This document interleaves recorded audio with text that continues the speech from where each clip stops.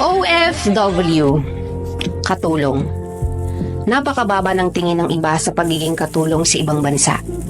May iba na nagsasabi na kaya tayo napadpad dito kasi wala tayong pinag-aralan. Medyo masakit sa tenga, lalo't yung nagsabi sa atin ay nagtapos ng college at may trabaho sa Pinas. Pero take note, hindi lahat ng katulong dito sa ibang bansa ay walang pinag-aralan. Maraming nagtapos sa kani-kanilang course pero ito ang pinili nila na trabaho. Bakit? Kasi masapat ang sahod. Ang mga katulad kong OFW hindi dapat minamaliit ng kung sino man na may magandang trabaho dyan sa Pinas.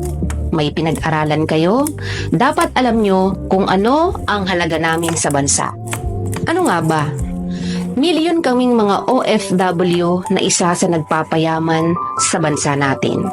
Hindi man ako nakapagtapos o yung tingin ng iba na wala akong pinag-aralan, at least alam ko yung halaga ng pagiging OFW dito sa ibang bansa.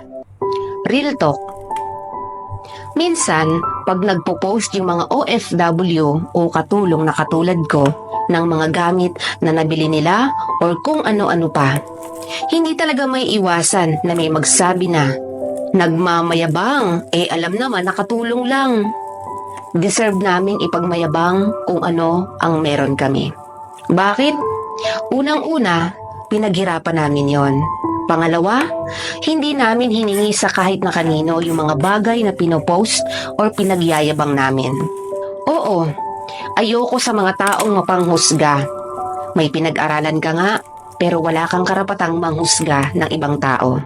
Dapat pag nakikita mo yung taong mas mababa sa'yo, dapat magpasalamat ka pa nga kasi andyan ka sa lugar mo at wala sa lugar namin na mga OFW na minamaliit mo.